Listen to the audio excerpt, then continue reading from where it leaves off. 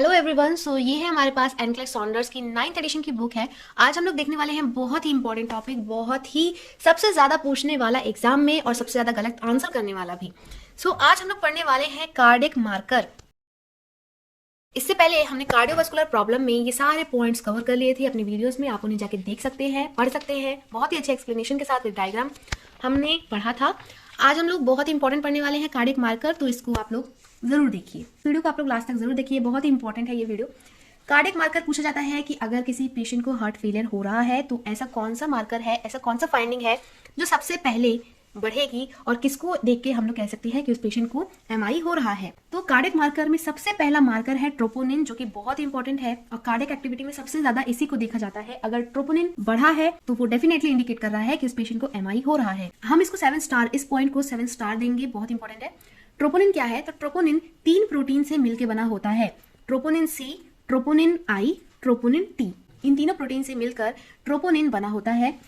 Troponin क्या होता है? Troponin I has a high affinity for myocardial injury. It rises within 3 hour and persist for up to 7 to 10 days। अगर कभी myocardial tissues में injury हुई तो सबसे पहले जो बढ़ता है वो होता है ट्रोपोनिन आई, और ये विद इन 3 आवर में राइज हो जाता है, बढ़ जाता है इसका लेवल, और ये 7 से 10 दिनों तक ऐसे ही बढ़ा रहता है।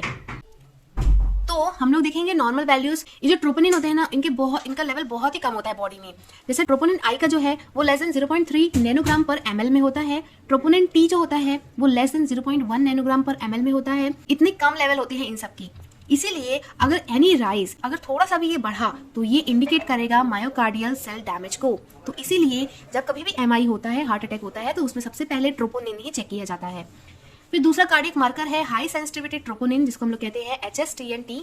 HSTNT ऐसे कराया जाता है जिसमें कि ट्रोपोनिन का अगर बहुत माइल्ड सा भी, अगर वो थोड़ा सा भी बढ़ा तो भी इस टेस्ट, इस ऐसे के द्वारा वो डिटेक्ट हो जाता है। अगर मायोकार्डियल सेल इंजरी हो रही है तो विद इन 60 to 90 मिनट्स में ही अगर थोड़ा सा भी ट्रोपोनिन बढ़ा तो इस ऐसे के द्वारा ये डिटेक्ट हो सकता है।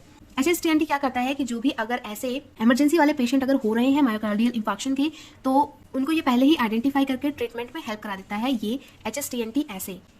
नॉर्मल वैल्यूज कितनी होती है? तो ये normal values less than 14 nanogram पर लीटर होती है वुमेन्स में, और लेस देन 22 नैनोग्राम पर लीटर होती है मेंस में।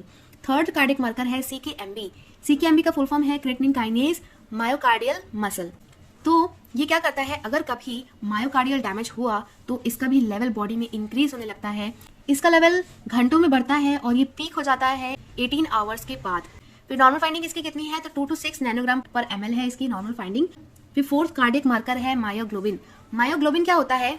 हमने इसको मस्कुलर सिस्टम में पढ़ा होगा कि मायोग्लोबिन क्या होती है। ये ऑक्सीजन बाइंडिंग प्रोटीन होती है जो कि कार्डियक और स्केलेटल मसल्स में पाई जाती है।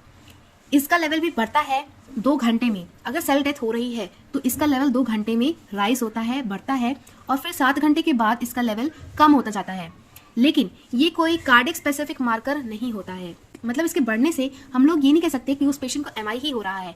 It is not cardiac specific. So ये सब था कार्डियक मार्कर के बारे में, जो कि हमेशा से ही सबको कंफ्यूज करता गया। अगर कभी एमआई हुआ तो सबसे पहले बढ़ता है ट्रोपोनिन, इस बात का हमको ध्यान रखना है। और सबसे जल्दी ये आइडेंटिफाई कैसे हो सकता है? छोटे से भी राइस में, छोटे से माइल्ड राइस में भी इसका डिटेक्शन हम लोग HSTNT के टेस्ट के द्वारा किया जा सकता है। तो अपनी नेक्स्ट वीडियो में हम लोग देखेंगे CBC, देखेंगे ब्लड कोएगुलेशन, ये सब कुछ देखेंगे, जो कि छोटे छोटे टॉपिक्स हैं। सबसे इंपॉर्टेंट टॉपिक यही था कार्डियक मार्कर। सो अगर आपको एक्सप्लेनेशन हमारा अच्छा लगा तो इस वीडियो को लाइक करिए, भरपूर शेयर करिए। जितना ज़्यादा आप लोग इसे शेयर करेंगे वैसे ही वीडियोस हम लोग बना पाएंगे आगे भी continue. So thank you so much for watching.